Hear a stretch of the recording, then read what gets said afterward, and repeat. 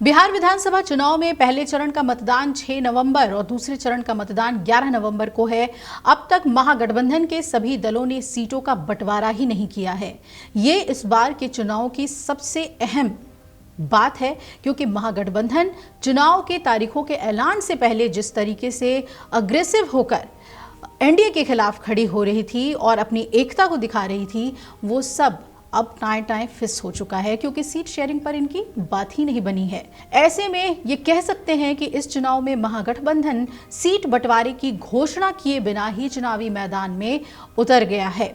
सभी दलों ने अपने अपने प्रत्याशियों की अंतिम सूची जारी कर दी है। राजद ने 143, कांग्रेस ने 60, भाकपा माले ने 20, वीआईपी ने 15, सीपीआई ने 9, सीपीएम ने 4 और आईआईपी ने 3 सीटों पर अपने उम्मीदवार उतार दिए हैं। यानी कि इस तरीके से अगर आप हिसाब लगाएं तो कुल मिलाकर 254 सीटें हैं जिस पर घटक दलों ने अपने प्रत्याशी उतारे हैं। 11 सीटें तो ऐसी हैं जहां पर फ्रेंडली फाइट की स्थिति बनी हुई है, यानी कि एक दूसरे के खिलाफ ही चुनाव लड़ेंगे।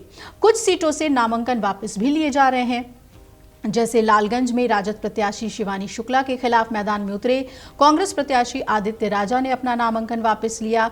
इसी तरह गौड़ा बौराम में वीआईपी उम्मीदवार के नामांकन के बाद राजद ने अपने उम्मीदवार बिठा दिया। आइए जानते हैं कि किन सीटों पर आपको बिहार विधानसभा चुनाव में फ्रेंडली फाइट देखने को मिलेगी महागठबंधन के कैंडिडेट्स के बीच, और इन सीटों पर एक दूसरे को चुनौती कैसे देंगे महागठबंधन के ही घटक दल।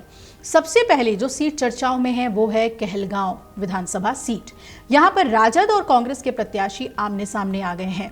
सवाल है कि आखिर कहां गई सीट शेयरिंग की बात।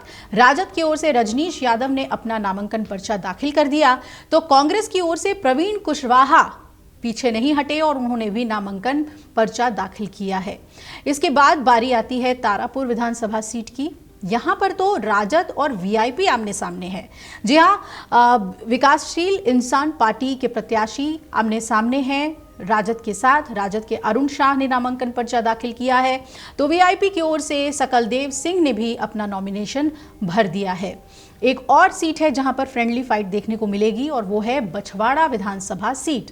यहां पर कांग्रेस और कम्युनिस्ट पार्टी ऑफ इंडिया यानी कि सीपीआई के प्रत्याशी आमने सामने आ गए हैं। कांग्रेस ने जहां प्रकाश दास को यहां पर टिकट दिया और उन्होंने नामांकन फाइल कर दिया, तो सीपीआई से अवधेश कुमार राय ने अपना नॉमिनेशन भर दिया है। एक और सीट आती है बिहार शरीफ विधानसभा सीट। यहां पर कांग्रेस और सीपीआई के प्रत्याशी आमने सामने आ गए हैं। कांग्रेस से जहां उमर खान ने अपना नॉमिनेशन भरा है, तो वही सीपीआई के शिव प्रसाद यादव ने नामांकन भरा है। अगली सीट है राजपाकर विधानसभा सीट। यहां से कांग्रेस और सीपीआई के प्रत्याशी आमने सामने हैं। कांग्रेस से प्रतिमा कुमारी ने नॉमिनेशन किया है, तो सीपीआई से मोहित पासवान चुनावी मैदान में उतर गए हैं। अगली सीट वैशाली विधानसभा सीट है। यहां पर भी फ्रेंडली फाइट होगी। राजद और कांग्रेस यहां पर आमने सामने आ गए हैं। राजद से अजय कुशवाहा ने अपना नामांकन भरा, तो कांग्रेस भी पीछे नहीं हटी और ई संजीव सिंह ने नामांकन भर दिया। अब आपको बता दें कि बाबू बरही विधानसभा सीट पे भी कुछ ऐसी ही स्थिति बन रही है। यहां पर एक बार फिर राजद और वीआईपी के प्रत्याशी आमने सामने हैं। राजद से अरुण कुशवाहा हैं और उनके सामने वीआईपी के बिंदु गुलाब यादव हैं। ऐसी ही सीटों में शामिल हो जाता है नरकटियागंज विधानसभा सीट। यहां पर कांग्रेस और राजद के बीच मुकाबला देखने को मिलेगा। कांग्रेस से जहां दीपक यादव हैं, तो राजद से शाश्वत केदार पांडे एक दूसरे के खिलाफ चुनावी मैदान में हैं। चैनपुर विधानसभा सीट पर भी फ्रेंडली फाइट है। यहां पर राजद और वीआईपी के बीच मुकाबला है। राजद ने ब्रजकिशोर बिंदु को टिकट दिया है, तो वीआईपी ने बाल गोविंद बिंद को चुनावी मैदान में उतारा है। एक और सीट जान लीजिए, बेलदौर विधानसभा सीट। यहां पर कांग्रेस और आईपी गुप्ता के इंडियन इंक्लूसिव पार्टी के बीच मुकाबला है और कांग्रेस ने मिथिलेश निषाद को टिकट दिया है, तो आईआईपी ने अनीश चौहान को अपना उम्मीदवार बना दिया है। जबकि करगहर विधानसभा सीट पर भी कांग्रेस और सीपीआई के बीच मुकाबला देखने को मिल रहा है। यहां कांग्रेस ने संतोष मिश्रा को टिकट दिया है, तो सीपीआई ने महेंद्र प्रसाद गुप्ता को मैदान में उतारा है। इन सब के बीच महागठबंधन में टिकट नहीं मिलने से नाराज प्रत्याशियों ने बगावत कर दी है और निर्दलीय भी पर्चा भरा गया है। इसमें सबसे अहम नाम 2020 में राजद के टिकट पर चुनाव लड़ने वाली ऋतु जायसवाल का है। इस बार राजद ने उनका टिकट काट दिया, इसलिए उन्होंने निर्दलीय अपना पर्चा भर दिया। महागठबंधन में पड़े इस दरार के बाद पूर्णिया के सांसद और खुद को कांग्रेसी घोषित करने वाले पप्पू यादव ने राजद के सुप्रीमो से गठबंधन धर्म निभाने की अपील की। उन्होंने कहा कि 12 सीटों पर दोहरे उम्मीदवार उतारना गठबंधन की एकता के खिलाफ है। क्या इस तरह गठबंधन चलता है? कांग्रेस को निर्णय लेना चाहिए। जिस तरह से टिकट बांटा गया है ये बिल्कुल गलत है। मैं बार बार कह रहा हूं कि गठबंधन को वापस लीजिए।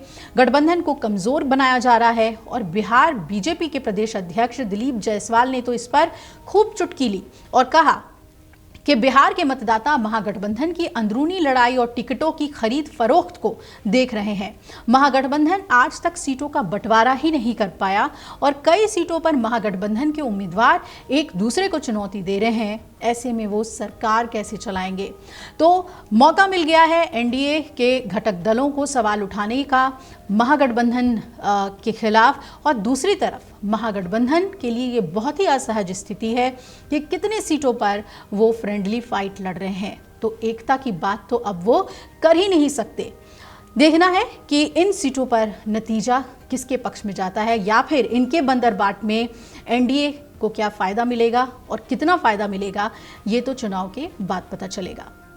अगर आप ये वीडियो YouTube पर देख रहे हैं तो हमारे चैनल को सब्सक्राइब कर बेल आइकन दबाएं और Facebook पर देख रहे हैं तो हमारे पेज को लाइक करें।